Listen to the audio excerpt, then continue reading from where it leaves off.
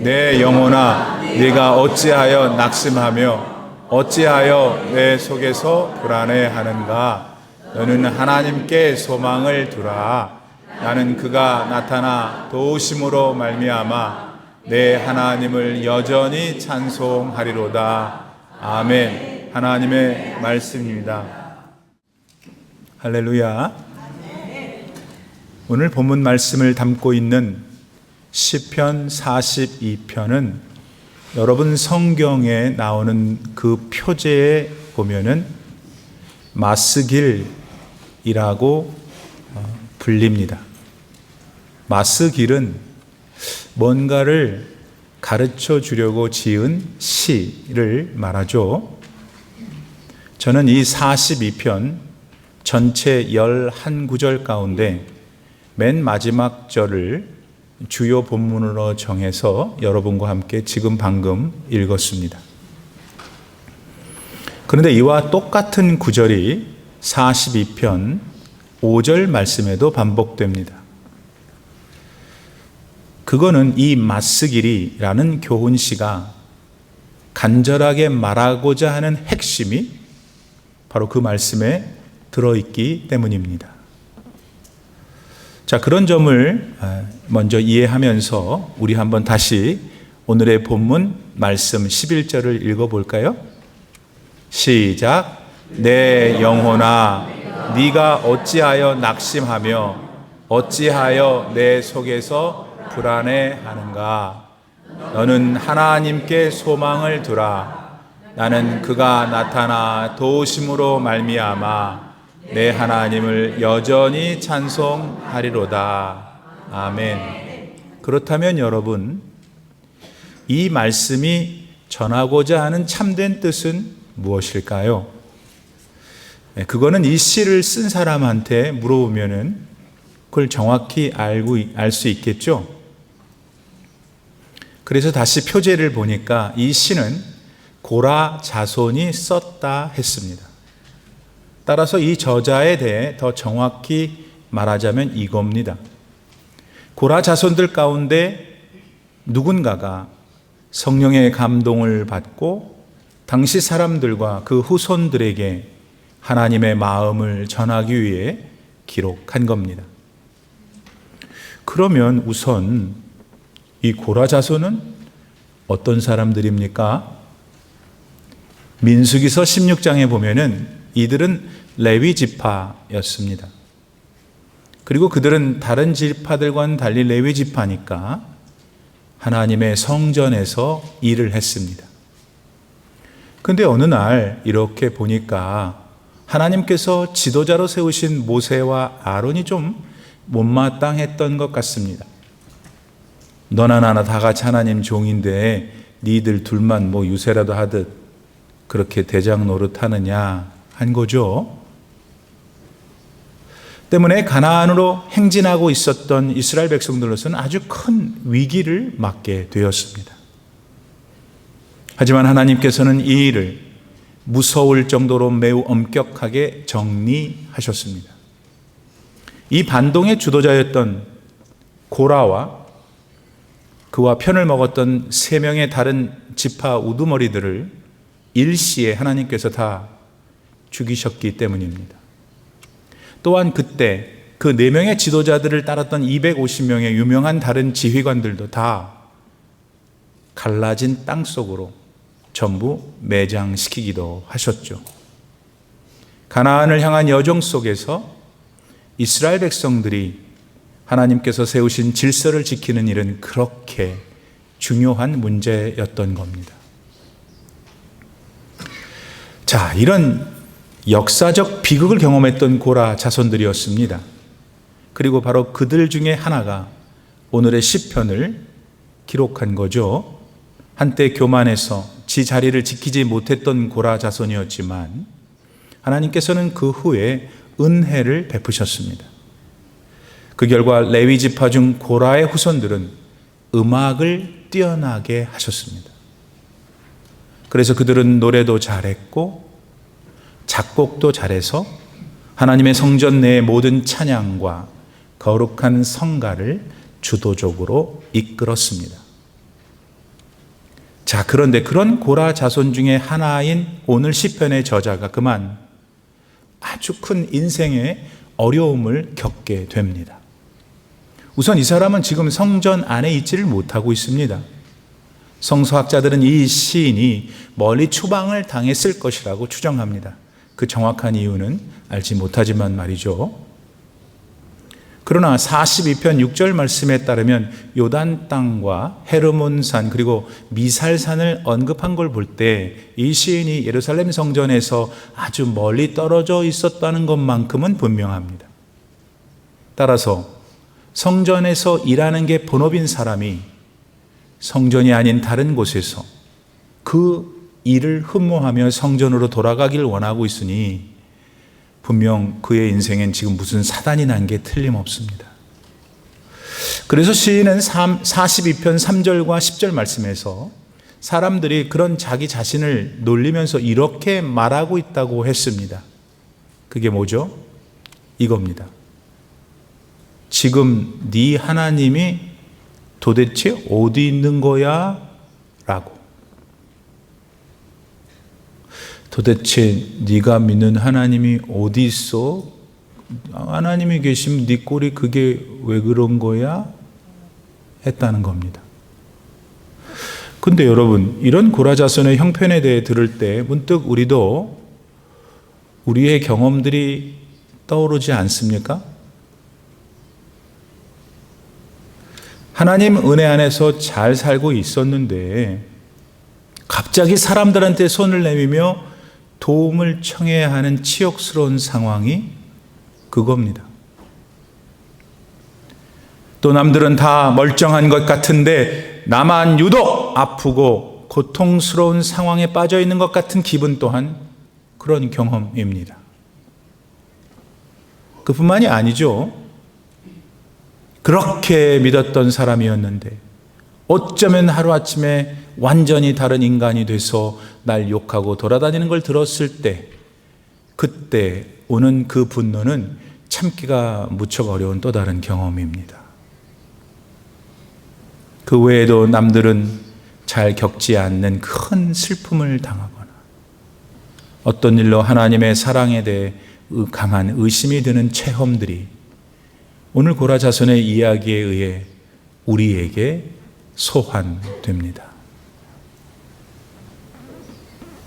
자, 그렇다면은 그렇게 억울해서 막 속을 까가지고 뒤집어서 보여주고 싶을 만큼 답답한 상황에 대해 오늘 본문의 시인인 고라 자손은 어떻게 했습니까? 오늘 우리는 본문 말씀 속에서 그걸 찾아내야 합니다. 그리하여 그런 상황 속에서 너도 그렇게 살아야 한다 하시는 하나님 마음을 깨달아야 합니다. 그리고 그 깨달음을 그저 마음에만 두지 말고 삶에서 살아내요. 바로 여러분이 하나님이 찾으시고 칭찬하시는 복된 인생들이 되셔야 될 줄 믿습니다. 아멘. 자, 그러면 그 말씀 안으로 이제 구체적으로 들어가 보죠. 오늘 본문 11절 말씀에서 시인은 먼저 나의 영혼아 왜 낙심하며 어째서 불안해하는 거니? 라고 합니다. 여기서 낙심하며 할 때의 낙심은 엄청나게 무거운 짐 아래서 숨도 못 쉬고 깔려있는 상태를 말합니다. 사실 자주는 아니어도 여러분 중 누구도 이런 심정일 때를 경험해 보았을 겁니다. 뭔가 깔려가지고 숨도 못 쉬어. 나올 수가 없어. 모르죠. 또 어떤 분은 지금 그런지. 또 시인은 왜 너는 불안해하느냐? 고도 했죠. 여기서의 불안은 아주 많은 사람들이 한꺼번에 막 소리를 질러대는 그거가 불안입니다. 그러니까 이 고라 시인 속의 마음이 지금 얼마나 시끄럽고 괴로운다는 것입니까? 뭔지 몰라도 시인은 지금 그가 당면한 현실로 인해 사실상 죽고 싶은 심정에 놓여 있는 거죠. 그런데 여러분, 이 문장에서 우리는 놓쳐서는 안 되는 부분을 문득 발견합니다. 그거는 가만히 보면은 이런 낙심과 불안에 대하여 시인은 다른 사람한테 말하고 있는 게 아니란 점입니다. 그럼 누구한테 말하고 있습니까? 시인 본인 자기에게 말하고 있습니다. 그렇지 않아요, 여러분? 이렇게 자기 자신의 정신적이며 감정적인 상태를 파악할 수 있는 능력을 현대 심리학에서는 메타 인지 능력이라고 합니다. Mirror cognition. 그러니까 시인은 메타 인지 능력을 가지고 하나님 앞에서 정직하게 자기 자신을 점검하고 있습니다. 때문에 거기에는 일말의 과장이 없습니다. 있는 그대로이죠. 보세요. 그는 자기 상황에 대해 낙심스럽다고 했습니다. 몹시 불안하고도 했죠. 그걸 42편 3절 말씀에서는 이렇게 표현합니다. 사람들이 종일 나에게 하는 말이 네 하나님이 어디 있느냐 하오니 저의 눈물이 주야로 내 음식이 되었습니다 라고요. 하지만 놀라운 거는 그럼에도 불구하고 시인은 이 시편을 썼다는 점입니다. 시인은 무척 고통스러운 현실에 갇혀 있었지만은 그렇다고 그 현실에 꾹 눌려 있지만은 않았던 겁니다. 그는 결정적으로 자신의 하나님을 버리지 않았습니다. 떠나지 않았죠. 등을 돌리지도 않았단 말입니다. 그렇게 하면서 그는 하나님께서 자신을 통해 장차 이루실 희망찬 미래를 이미 시작했던 겁니다. 그러므로 여러분, 불행하며 어렵고 또 고통스러운 상황이 찾아오면은 우선 그 상황에 대해 하나님 앞에서 정직해야 합니다.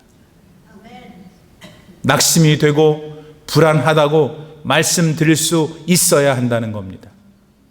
그렇게 자신을 정직하게 하나님 앞에 내보이는 것은 믿음이 없는 게 아닙니다. 오히려 하나님의 선하신 인도하심을 맛보게 되는 아름다운 결말을 향한 정상적인 시작이 되는 겁니다. 이런 의미에서 오늘 여러분은 본문의 시인의 상황과 비슷한 환경을 마주했을 때 그동안 어떻게 하셨습니까? 어떻게 하셨어요? 한편 본인 스스로한테 왜 나의 영혼아 낙심하고 불안해하는 거야? 라고 물었던 시인은 이제는 완전히 분위기를 전환해서 이런 명령을 스스로에게 내립니다. 그게 뭡니까? 그건 나의 영혼아 너는 하나님께 소망을 두라. 근데 여기서 이야기하는 소망은 뭘 뜻하는 걸까요? 우선 그거는 어떤 애매모호한 바람이나 뭐 그렇게 되면 좋지 하는 무슨 낙관적 기대가 아닙니다. 여기서의 소망은 기대하면서 기다리는 겁니다. 아멘. 기대하면서 기다리는. 아멘. 학수고대라는 말이 있죠. 학이 긴 목을 빼고 몹시 애타게 기다리는 것, 그렇게 기다리라는 겁니다. 결국 이거는 파수꾼이 저 멀리 보이는 지평수윤에 떠오르는 해를 기다리는 것과 같습니다. 파수꾼은 기다립니다. 근데 아직 떠오르지 않아요. 그래도 기다립니다. 기대합니다.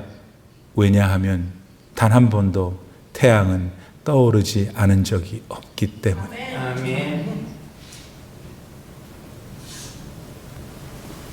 그런데 이런 소망을 시인은 역시 다른 사람한테가 아니라 본인 자기한테 명령하고 있습니다.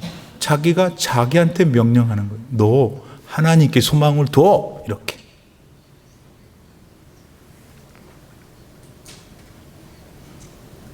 나의 영혼아 왜 낙심해? 왜 불안해해? 이제 그거 그만둬. 하나님을 향해 소망을 두어 그분을 향해 기다리며 기대해 라고 한 겁니다. 아멘. 오늘 여러분도 이렇게 본인 자신한테 소망을 가지라고 명령하고 계시는지요?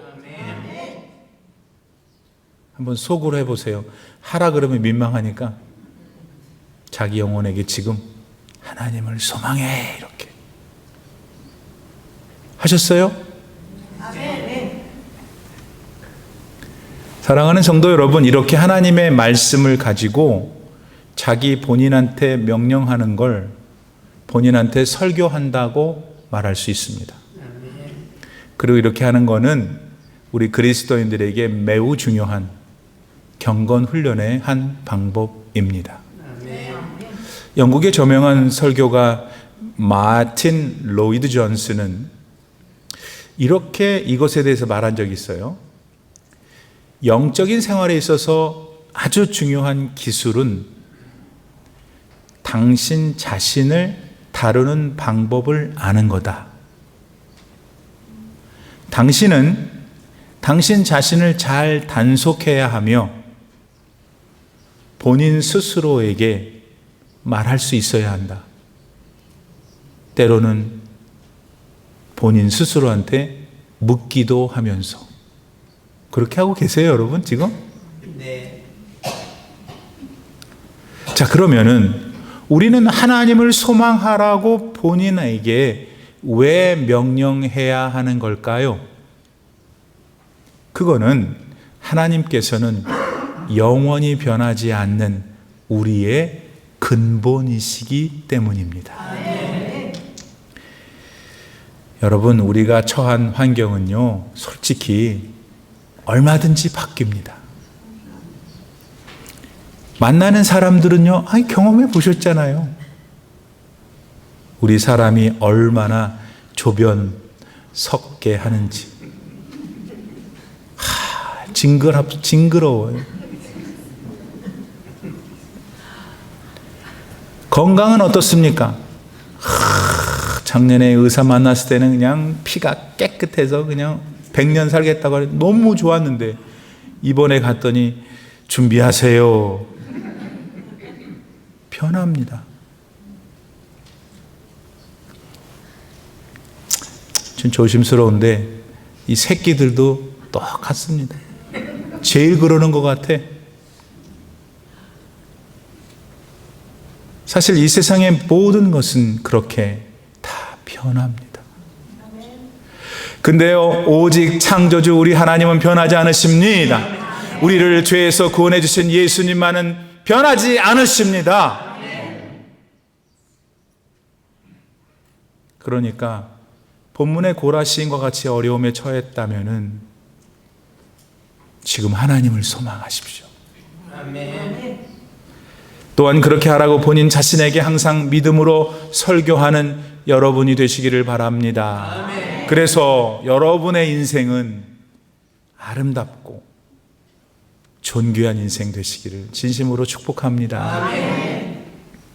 다음으로 시인은 하나님께 소망을 두는 이유가 뭔지 계속해서 말합니다. 우리 한국어 성경은 그걸 이렇게 표현합니다. 그가 나타나 도우심으로 말미암아 내 하나님을 여전히 찬송하리로다 라고요. 근데 이거를 English Standard Version에 보면은 제가 그거를 한국말로 번역하면 내가 나 자신이 하나님께 소망을 두라고 나한테 말하는 거는 나는 장차 하나님을 다시 찬양할 것이기 때문이다. 왜? 그분은 나의 구원의 하나님이시니까. 이렇게 되어 있어요. 그러나 이 문장의 문맥을 자세히 보면 아직 시인의 고통이 해결된 건 아닙니다.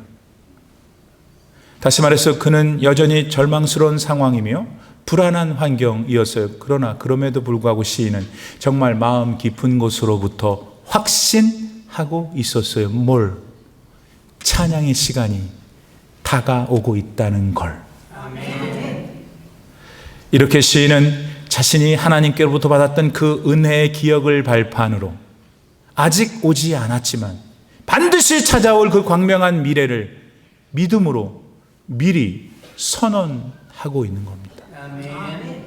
말하자면 시인은 지금 현재의 환경이 아직은 미래를 확연하게 드러내고 있지 못하지만 하나님의 성품을 믿고 하나님의 능력을 믿고 하나님의 약속을 믿고 오고 있는 미래를 외치고 있는 겁니다.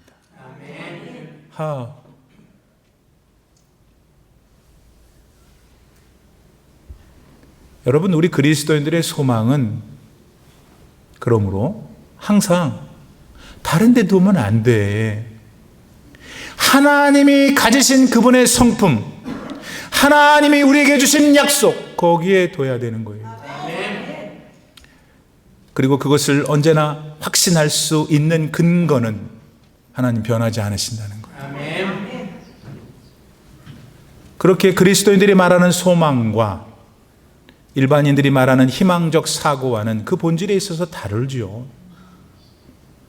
예를 들면 일반인들도 이렇게 말합니다. 아, 그래, 그 일이 잘 됐으면 좋겠어. 그러나 그리스도인들은 이렇게 말해야 합니다. 나는 하나님이 어떤 분이신지 잘 알아. 그래서 앞으로 무슨 일이 일어나든지 난 괜찮아. 왜? 그거는 모든 걸 합력하게 하셔서 선하게 인도하시는 분이 내 하나님이시거든.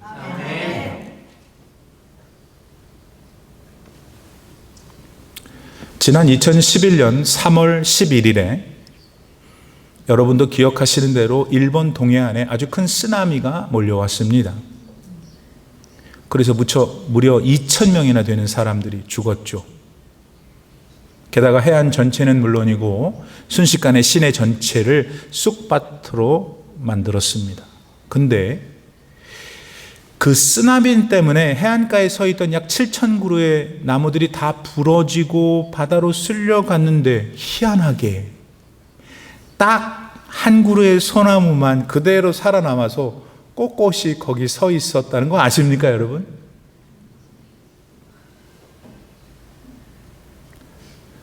그러자 많은 일본인들은 그 나무를 보고 희망을 갖게 됐습니다.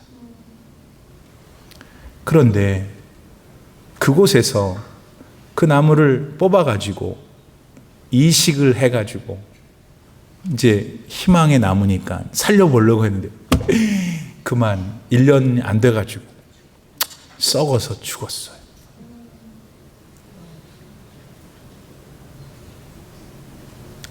여러분, 이처럼 우리 사람은요, 어려울 때 뭔가를 의지하고 소망을 갖기를 원해요. 근데 여러분, 다른 것들 붙들어 봐야 결국엔 다 소용없어요. 왜? 다 50보 100보야. 옆에 있는 사람이 좋은 분이죠. 근데 하나님이 아니시기 때문에 안 돼. 할 수 없어. 여러분, 하나님은 그런데 다르세요. 왜? 하나님이 유일한 신이시니까. 아멘. 여러분, 많은 세상 사람들이 잘 들으세요. 지금 많은 사람들이 자기들 신을 얘기해요. 그때 어떤 사람은, 교회인은 그래, 네가 믿겠다는데 내가 어떡하냐, 그런 생각하면 안 되고, 그건 신이 아닌 걸 믿고 있다는 것을 가슴 아프게 생각해야 돼요. 그래도 목사님 뭐 병도 고치고 난리던데요. 세상 사람들이 말하는, 세상 종교가 신앙하는 그 신들은 하나님께서 최초에 만드신 천사들이 타락해서 돌아다니고 있는 귀신들인 거예요. 아, 귀신들 능력이 있죠.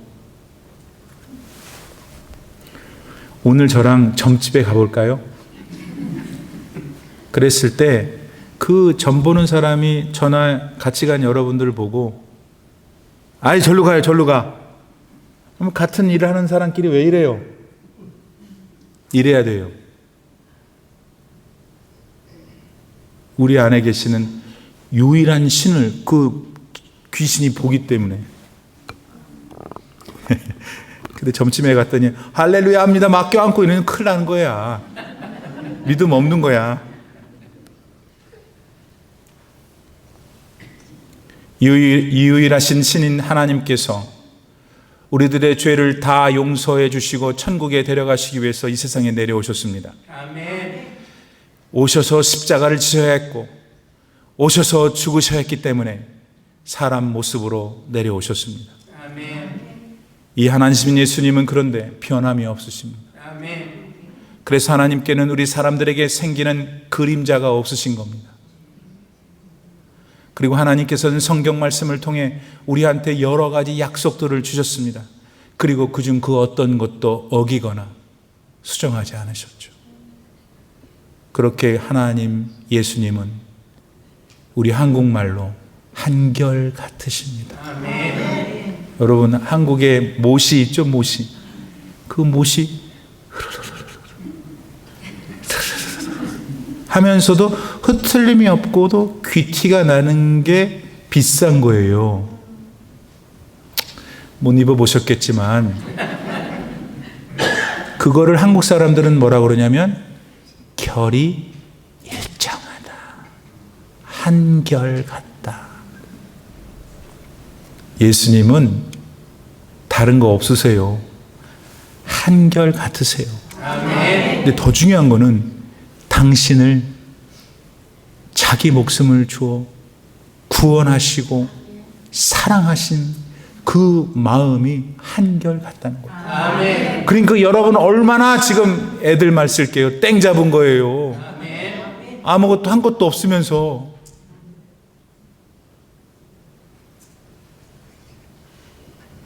여러분이 아무것도 한 게 없어요. 예수님이 여러분을 위해서 그저 죽어주신 거잖아요. 아멘. 그 예수님, 우리 구원의 하나님을 이제 바라시겠어요? 아멘. 소망하시겠어요? 아멘. 어려운 형편인 거 알아요. 그러나 다른 방법이 없기에 하나님을 소망하는 거예요. 거기에 참 답이 있으니까. 아멘. 오늘 모든 성도님들이 다시 자기의 영혼을 향해 나의 영혼아 하나님께 소망을 두자 아멘. 하시고 그런 믿음을 보신 하나님께서 여러분을 축복해 주시기를 바랍니다. 아멘. 우리 다 같이 자리에서 일어나셔서